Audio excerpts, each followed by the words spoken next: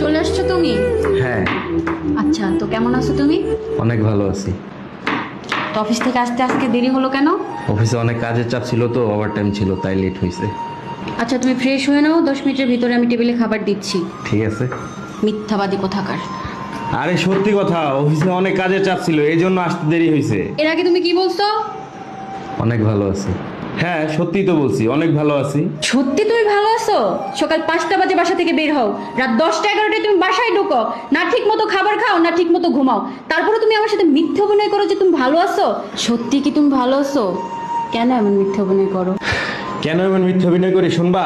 আসো। ওই ফ্যানটা যেন সবসময় মাথার উপরে ঘুরে, এই ওভেনটা যেন সবসময় জ্বলে, সবসময় যেন এই তরতাজা সবজিগুলো ঘরে আসে, এগুলো যেন কখনো শেষ না হয়, ঘরে যেন কখনো এগুলোর কমতি না পড়ে। আর এজন্য একজন পুরুষ মানুষকে রোদ বৃষ্টির ঝড়ে সকাল 5টা থেকে রাত 11টা পর্যন্ত পরিশ্রম করেও ভালো থাকার অভিনয় করতে হয়। পরিবারকে বলতে হয় হাসি মুখে অনেক ভালো আছি। আর সবচেয়ে বড় কথা কি জানো? অভাবের কারণে তোমার চোখে যেন এই পানিটুকু কখনো না আসে। এজন্য এত পরিশ্রম করার পরেও মিথ্যে অভিনয় করে বলতে হয় ভালো আছি। 18 বছরের পর থেকে পুরুষ মানুষ পরিবারের জন্য সুখ শান্তি সব বিসর্জন দিয়ে শুধু ভালো থাকার অভিনয়টা করে যায়, আর সব পরিস্থিতিতে নিজেকে মানিয়ে নিয়ে বলতে শিখে যায় অনেক ভালো আছি। যাও ফ্রেশ হয়ে নাও, আমি খাবার বেরিয়ে দিচ্ছি।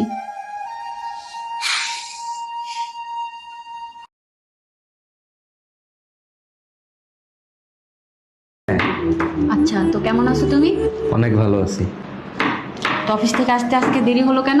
অফিসে অনেক কাজের চাপ ছিল তো, ওভার টাইম ছিল, তাই লেট হয়েছে। আচ্ছা, তুমি ফ্রেশ হয়ে নাও, 10 মিনিটের ভিতরে আমি টেবিলে খাবার দিচ্ছি। ঠিক আছে। মিথ্যাবাদী কোথাকার। আরে সত্যি কথা, অফিসে অনেক কাজের চাপ ছিল, এই জন্য আসতে দেরি হয়েছে। এর আগে তুমি কি বলছো? অনেক ভালো আছি। হ্যাঁ, সত্যি তো বলছি, অনেক ভালো আছি। সত্যি তুমি ভালো আছো? সকাল 5টা বাজে বাসা থেকে বের হও, রাত 10টা 11টায় তুমি বাসায় ঢুকো, না ঠিক মতো খাবার খাও না ঠিক মতো ঘুমাও, তারপরে তুমি আমার সাথে মিথ্যে অভিনয় করো যে তুমি ভালো আছো। সত্যি কি তুমি ভালো আছো? কেন এমন মিথ্যে অভিনয় করো? কেন এমন মিথ্যে অভিনয় করি শুনবা? আসো। ওই ফ্যানটা যেন সবসময় মাথার উপরে ঘুরে, এই ওভেনটা যেন সবসময় জ্বলে, সবসময় যেন এই তরতাজা সবজিগুলো ঘরে আসে, এগুলো যেন কখনো শেষ না হয়, ঘরে যেন কখনো এগুলোর কমতি না পড়ে। আর এজন্য একজন পুরুষ মানুষকে রোদ বৃষ্টির ঝড়ে সকাল 5টা থেকে রাত 11টা পর্যন্ত পরিশ্রম করেও ভালো থাকার অভিনয় করতে হয়।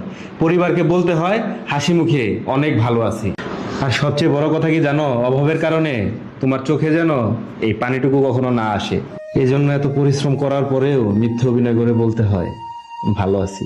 18 বছরের পর থেকে পুরুষ মানুষ পরিবারের জন্য সুখ শান্তি